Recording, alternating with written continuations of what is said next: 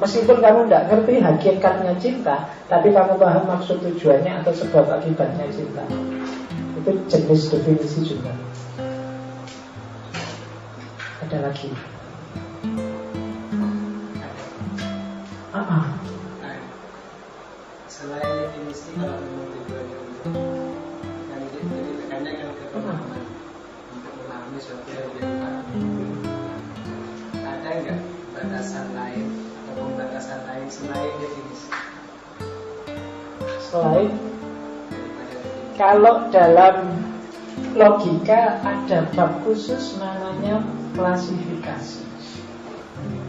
Klasifikasi itu biasanya mengelompok-ngelompokkan. Nanti ada. Cuma itu sebenarnya bagian juga dari definisi. Mencari jenis itu kan klasifikasi. Ini jenisnya manusia, ini jenisnya hewan-hewan, ini jenisnya tumbuhan-tumbuhan. Ini digolongkan hewan karena punya karakter hewan. Ada secara fisik, ada apa? Ada tubuhnya, ada dagingnya, ada darahnya, bisa bernafas, bisa meskipun kalau hewan hidungnya besar, manusia hidungnya kecil misalnya. Itu kayak itu diferensianya, tapi itu jenis namanya bab klasifikasi. Apa ada? Terus tadi di awal saya bilang bahwa definisi itu harus kamu pijak pertama sebelum masuk ke makna. Pemahaman itu tidak semata-mata definisi, tapi nanti ada level kedua yang harus dimasuki pemahaman, yaitu makna. Nah, makna itu kita belum bisa ngomong sekarang. Makna nanti kita masuk ke hermeneutik setelah lebaran. Ya kan? Kenapa harus masuk ke makna? Karena manusia tidak bisa berhenti di definisi. Orang selalu ngasih makna. Saya tidak bisa berhenti bahwa teh ini adalah air yang dikasih teh, dikasih gula. Saya bisa ngasih makna. Terlalu manis. Makna dariku. Padahal mungkin kalau kamu minum, enggak pak, biasa aja, enggak terlalu manis. Itu makna. Tapi secara definitif ini sebenarnya ya hanya air yang dikasih gula, yang dikasih teh. Itu definisi. Tapi kalau itu berhubungan dengan manusia, dia tidak akan berhenti cuma di definisi. Dia pasti masuk ke dalam. Cakep itu adalah kayak tadi, kalau rambutnya panjang, kalau kulitnya putih, kalau apa lagi? Nah itu kan definisi. Tapi kan itu menurut siapa? Kan itu tulisan kan. Jangan-jangan ada orang yang seleranya beda. Ya kan? Saya dulu pernah baca novel, saya lupa, novel bahasa Inggris, tapi tentang Afrika. Dan bagi orang Afrika itu cakep itu adalah perempuan. Kalau kamu kan nyari yang kulitnya putih, kalau di Afrika harus yang kulitnya hitam. Dan tidak sekedar hitam, tapi harus hitam dan berkilat. Jadi hitam yang kalau kena matahari kelihatan berkilau itu. Nah itu dia senang. Terus tidak suka bibir tipis kayak bibirnya orang barat, apalagi tipis warnanya merah. Dia malah jijik. Dia lebih suka bibir yang tebal dan warnanya hitam. Iya. Rambut yang kamu agung-agungkan yang panjang lurus itu dia malah tidak suka. Dianggapnya kayak rambutnya kuda. Iya. Untuk membedakan manusia dengan kuda, jangan suka rambut lurus dan panjang. Katanya orang Afrika. Jadi dia lebih suka rambut yang kriwil-kriwil kecil kayak orang Afrika itu. Justru itu di hewan manapun nggak ada kembarannya ya, kayak gitu. Tapi kalau kamu suka yang rambut lurus, jadi orang Afrika, orang India beda lagi seleranya. Cantik itu bagi mereka. Kalau kamu kan suka menghindari yang nyari yang langsing. Kalau di sana enggak, justru suka yang agak gemuk, yang agak subur. Selera itu kan sudah manusiawi. Padahal kamu lebih enak sama orang gemuk. Kalau sama orang kurus nggak enak. Kalau kamu nikah sama orang gemuk, yang pertama dapat istri, yang kedua bonus prepaid. Oke. Kalau di India itu gemuk itu dianggap simbolnya kesuburan. jadi wanita yang subur yang makanya simbolnya gemuk. Kalau orang krempeng itu ya susah, kasihan dia. Oke, cuma ya apa-apa kan ada manfaatnya. Yang gemuk kayak tadi, kalau yang kurus tinggi kan enak. Kalau ada lampu mati kamu nggak perlu di tangga, ya langsung bisa ya, gitu. Yang hidungnya mancung cakep, tapi yang kalau pesek kayak saya ya bagus juga, mirip, umurnya panjang karena nafasnya dikit-dikit gitu. Kamu yang hidungnya besar panjang kan terus cepat mati kamu, nafasmu habis keluar. Oke. Jadi itu ya, nanti kita ketemu di hermeneutik setelah lebaran. Hermeneutik lebih menantang karena kalau ini logika itu pasti, sifatnya matematis. Tapi kamu harus melewati logika dulu. Kalau kamu jujuk di hermeneutik, kamu akan jatuh pada nihilis nanti. Harus ada sisi-sisi yang pasti, yang kamu yakini pasti benar dan objektif. Karena sebelum masuk ke yang subjektif, untuk menata pikiranmu. Kalau nggak gitu, pikiranmu nanti jelimet. Kalau kamu cuma berhenti di logika, nanti kamu kaku cara berpikirnya. Tapi kalau kamu langsung jujuk hermeneutika, pikiranmu terlalu lentur, terlalu goyang, jadi kamu susah cari pijakan, hidup juga susah. Maka kombinasikan itu. Ada sisi-sisi logis yang pasti, coba dipegangnya. Ada sisi-sisi lentur yang sesuai konsep. Banyak hal yang kamu harus merasa bahwa itu pasti, tidak boleh tergantung persepsi orang. Tapi banyak hal juga yang tidak pasti sih, tergantung persepsi orang. Tembok ini warnanya hijau, kamu harus yakin dan pasti. Tidak boleh nyayal, enggak Pak, itu tergantung orang lihatnya dari sudut pandang mana. Enggak, tetap yakini aja ini hijau kalau kamu masih waras. Ya, kan ada kan yang tidak ngerti logika, tiba-tiba hermeneutika semuanya dianggap total perspektif, total relatif, ya enggak juga. Ini whiteboard warnanya putih, namanya aja white. Kamu kan tidak bisa ngomong, enggak Pak, ya coba white. Kalau kamu tidak makan 40 hari, insya Allah tewas. Kamu jangan bilang enggak mesti Pak.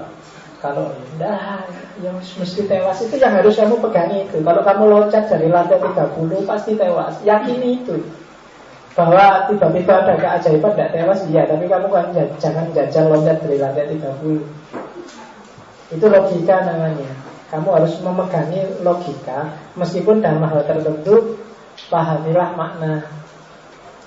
Makna itu, tegelnya kelas ini sama tegelnya masjid itu sama-sama tegel. Harganya sama, jenisnya sama, mungkin pabriknya sama. Tapi kamu memperlakukan uang kelas sama masjid sama kan beda.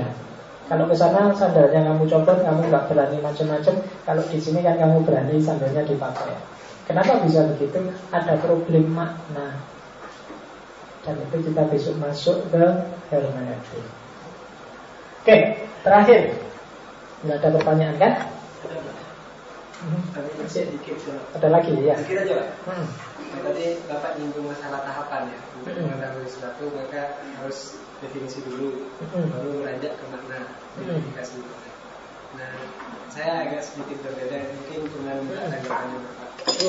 Lebih fair mana mendahulukan definisi, kemudian identifikasi, atau makna dulu baru ke definisi. Karena kalau mungkin bagi saya lah ya, perspektif saya itu fenomena-fenomena seperti saat ini yang baru saja reaksi itu karena kita terlalu kaku di definisi. Dan itu pun kita hanya pakem definisi nominal. Kita tidak pernah ke hakikatnya si gimana. Kita hanya memperlakukan orang lain dari subjektif kita. Kita nggak pernah berusaha menetapkan diri kita seperti mereka. Nah itu kayaknya kemaknanya kurang pakemnya definitif. Kemudian mereka bertindak. Jadi justru ketika kamu bilang biar orang tidak subjektif, dia harus ngerti objeknya. Biar orang tidak sembarangan terhadap, biar orang tidak sakkarepe dhewe. Sakkarepe dhewe itu kan pemaknaan individual pribadi yang objektif. Kamu harus yang subjektif. Kamu harus objektif. Cari maknanya dulu. Si A itu janjane apa sih? Pikirannya kayak gimana sih? Bedanya apa sih sama Sunni? Terus beda itu esensial usuliyah apa furu'iyah sih? Harus gitu dulu. Oh itu objektif. Ya kan? Objektif itu maksudnya apa sih? Di luar subjek yang memahami.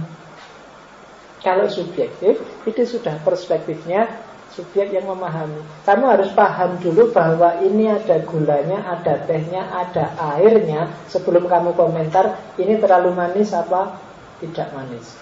Kan gitu. Iya, kamu harus ngerti dulu ini apa sih yang kamu minum itu apa. Kalau kamu harus paham dulu, saya sedang minum teh tawar.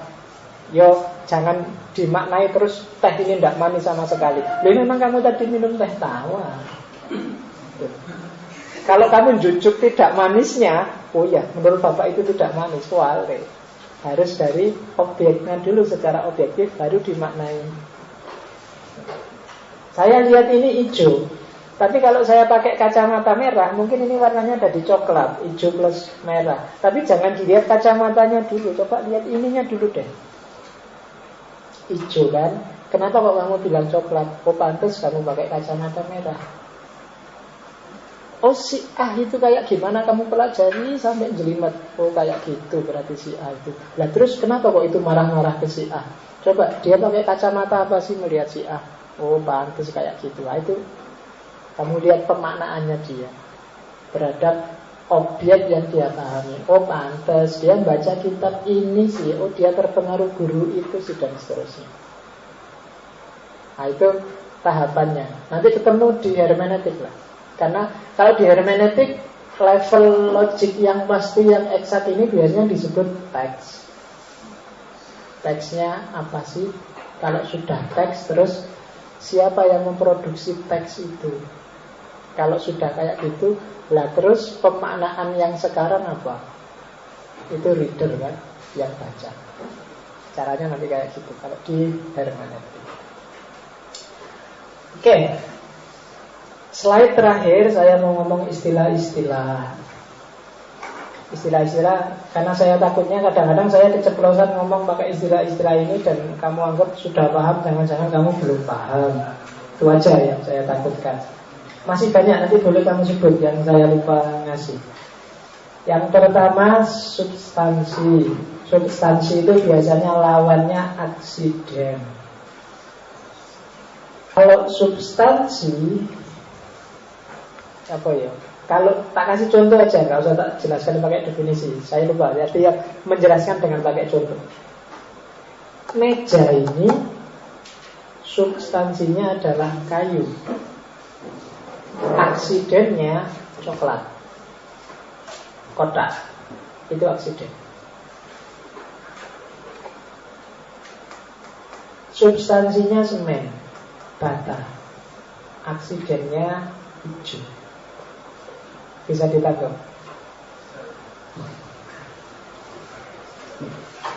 Ya. Aksiden itu bahasa Inggris accident. Kalau substansi nggak bisa di substansi itu, kalau substansi hilang ya barangnya hilang. Tapi kalau aksiden bisa ganti-ganti. Kalau ini nggak ada kayunya nggak akan ada meja. Tapi kalau nggak ada coklatnya dia bisa ganti kuning, bisa biru, tetap jadi meja. Itu substansi. Nah, bayangkan nanti kamu renungkan di rumah contoh meja itu, biar bisa mendefinisikan sendiri. Saya pakai contoh esensi sama eksistensi. Meja ini eksistensinya ya seperti ini. Eksistensi itu perwujudannya, itu eksistensi. Esensinya tempat menaruh barang. Itu esensi. Misalnya eksistensiku seperti ini. Aku kalau ngomong kayak gini, kalau cerita kayak gini, kalau baca kayak gini, itu eksisten. Esensiku misalnya, oh orang yang ngerti filsafat, itu esensi. Di esensi itu orang kadang menyebut hakikat. Ini panjangnya sekian, warnanya seperti itu, wujudnya sekian, dipegang enteng, itu eksistensinya. Esensinya alat untuk nyedot, bukan alat untuk minjem. Nah itu eksistensi sama esensi. Oke. Esensi sama eksistensi. Makanya ada aliran yang namanya eksistensialisme. Berarti apa? Dia tidak peduli dengan ini alat untuk nyedot, ini alat untuk apa, tapi dia tampil sebagai kayak gimana. Oh, tampilnya warna hijau kayak gini, dan bisa dibikin garuk-garuk, bisa dibikin main-main musik ya. Perkara dia alat cedot ya terserah orang makainya dipakai apa. Itu lebih penting eksistensinya. Kamu bilang, Pak, saya itu sebenarnya rajin. Peduli amat. Sementing absenmu bolong semua, berarti kamu nggak rajin. Urusan sebenarnya, hakikatnya kamu rajin, urusan. Nah, itu eksistensialisme. Makanya kalau kamu belajar mula sadra, kan mula sadra termasuk eksistensialis. Jadi tidak ada hakikat bawaan. Esensimu itu dibentuk oleh eksistensimu. Kalau kamu tiap hari bohong, maka esensimu adalah seorang pembohong. Tidak ada dosa bawaan, tidak ada watak bawaan. Watakmu itu ya tergantung eksistensimu. Kalau kamu tiap hari datang kuliah, maka esensimu adalah orang yang rajin. Tapi kalau ganti kamu besok malas kuliah, kamu jadilah orang yang tidak rajin. Jadi esensi bisa ganti, tergantung eksistensi. Tapi nanti ada aliran yang namanya idealisme. Esensi menentukan eksistensi. Kayak gimana isimu, itu menentukan tampilanmu. Kalau isimu itu orang yang santai cuek, yang gayamu sehari-hari pasti cuek. Itu namanya idealisme. Kita masuk ini nanti akan banyak dibahas di ontologi, metafisika, kalau kita pada waktunya. Terus being, ada. Kalau filsafat itu ngomong ada itu berarti semua hal yang ada, baik real atau tidak real. Mimpimu, lamunanmu itu termasuk ada kan? Bedanya sama realitas. Kalau realitas itu ada yang memang wujudnya jelas, maka mimpimu, lamunanmu, khayalanmu itu tidak termasuk realitas. Tapi mimpimu, hayalanmu bisa termasuk ada, karena dia eksis. Meskipun eksis cuma dalam pikiranmu, dalam mimpimu, dalam hayalanmu. Nah, ada lagi fenomena. Kalau fenomena itu realitas yang sudah dipahami manusia, itu namanya fenomena. Ketika realitas itu kamu baca dan kamu pahami, itu namanya fenomena. Nah, terus ada dua, metal form. Metal form itu yang punya Aristoteles. Segala hal itu pasti punya dua bentuk, metal dan form. Kalau metal itu bahannya, form itu bentuknya. Ini plastik, formnya panjang dan ada lubangnya. Itu metal dan form. Ini kaca, formnya gelas. Manusia itu daging, tulang, dan darah, formnya apa? Iya, kalau sufi formnya adalah Tuhan. Bentuk, jadi hakikatnya, kedalamannya, form, metal dan form, bentuknya, kedalamannya. Kalau arsi, saya lupa ngomong apa istilah arsi. Arsi itu asal-usul alam semesta, ketemunya di filsafat Yunani. Banyak filosof Yunani yang sibuk mengejar arsi. Apa sih intinya, apa sih asal-usul sumbernya alam semesta itu. Kalau ide bawaan itu paling dikenal dari Descartes, yang bilang bahwa manusia itu begitu lahir sebenarnya punya seperangkat ide. Sebenarnya pelopornya bukan Descartes tapi Plato. Plato dengan ideanya bilang bahwa ketika kamu lahir, itu sebenarnya di kepalamu sudah ada banyak sekali ide. Wa allama adamal asma'a kullaha. Nah, begitu kamu terjun hidup sehari-hari, aktivitas mikir itu sebenarnya bukan aktivitas memahami keluar, tapi sebenarnya mengingat-ingat ke dalam. Dulu di alam sana kayak gini namanya apa ya? Meja, kayak di namanya Buddha. Itu aktivitas mengingat-ingat sebenarnya. Makanya kamu akan kaget, loh kok tiba-tiba saya ngerti bahwa itu kuda. Kapan ya saya belajar bahwa itu kuda? Kapan ya? Kamu mungkin nggak ingat. Nah, itu teorinya Plato dengan ide bawaan.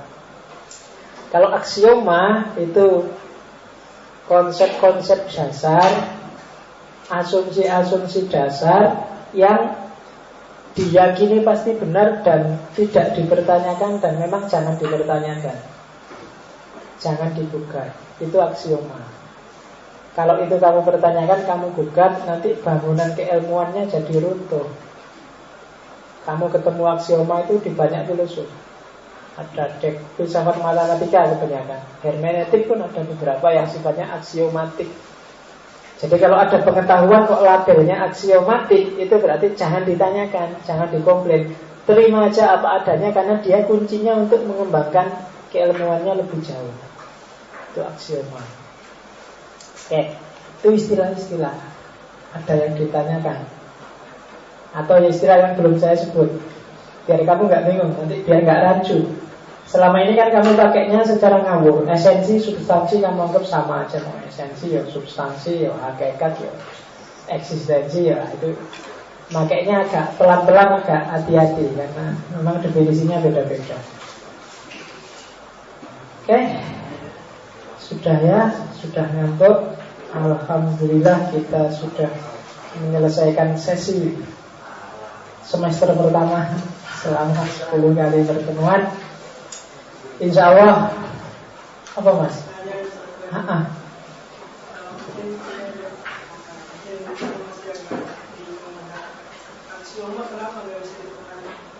Aksioma itu di samping kamu susah sekali menggugatnya, juga dia jadi pijakan untuk semua bangunan keilmuan selanjutnya.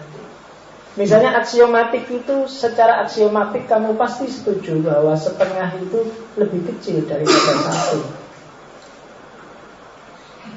1 tambah 1 sama dengan 2. Udah, yang kayak gini kamu, ya bisa aja kamu gugat. Enggak pak, itu kalau 1 cowok tambah 1 cewek hasilnya enggak 2 pak. Nah, itu iso, yang iso. Tapi ini basis aksiomatik. Dia jadi fondasi banyak sekali keilmuan yang lain yang butuh ini. Kalau ini enggak kamu percaya, ya kamu enggak bisa mikir untuk selanjutnya. Nah, itu contohnya. Kalau kamu enggak percaya bahwa setengah itu lebih kecil daripada 1, kamu nggak bisa mikir bahwa misalnya kamu mas mau es teh setengah gelas apa 1 gelas. Kalau 1 gelas 1.500, kalau setengah gelas 1.000. Loh, kok bisa? Kan setengah lebih kecil dari 1. Saya nggak setuju dengan itu. Menurut saya itu nggak bisa. Aksiomatik, jadi kamu bolehnya ya. Jadi atau kamu jualan terus 1 tambah 1 bukan 2 tapi 3. Analoginya manusia. Maka kamu jualan tempe 1, tahu 1. Berarti 3 mas, 2 mas, 3. Karena saya 1 tambah 1 nggak setuju 2, saya setujunya 3. Raisa. Karena itu aksiomatik. Itu contoh simpelnya. Tapi banyak contoh-contoh yang lain yang ini memang susah dibantah. Maka oleh filosof, oleh Descartes dan kawan-kawan ada yang disebut pengetahuan aksiomatik. Itu aja. Perspektif sama sudut pandang. Sama. Perspektif itu ya sudut pandang. Kalau asumsi? Asumsi itu kayak aksioma, tapi asumsi itu tidak sepasti aksioma. Kalau aksioma itu sifatnya bisa universal, tapi asumsi itu biasanya lokal. Kita asumsikan aja bahwa pengajian filsafat ini bermanfaat. Meskipun kamu nggak tahu jawab apa, kita asumsikan aja bermanfaat, dan mari kita lanjutkan ngaji filsafat kita. Itu asumsi. Jangan dibantah juga yang asumsi ini, karena begitu kamu bantah ya bubar. Ya kan, kenapa sih kamu mau melanjutkan ngaji filsafat ini? Karena kamu mengasumsikan bahwa ngaji filsafat itu penting buatmu. Meskipun kalau ditutup tenanan mungkin yalah cuma pentingnya sekian persen itu sebenarnya. Tapi karena sudah kamu asumsikan seperti itu. Ilmu sosiologi misalnya, dia mengasumsikan bahwa manusia itu butuh orang lain dalam hidupnya. Itu kan asumsi. Kalau asumsi ini kamu bantah, ilmu sosiologinya bubar. Kalau kamu bilang enggak, apa orang itu sendiri juga bisa, enggak butuh orang lain, bubar. Relasi-relasi sosial sosiologi bubar. Maka yang manusia butuh yang lain ini disebut diasumsikan, dianggap fondasinya dan dianggap pasti benar dalam sosiologi. Itu asumsi. Oke ya. Nah, ya. Oke, saya kira itu. Mohon maaf kalau selama 10 pertemuan ada kebingungan, ketidakjelasan. Kita perjelas nanti setelah lebaran. Insya Allah kita ketemu lagi. Wallahul muwaffiq. Wassalamualaikum warahmatullahi wabarakatuh.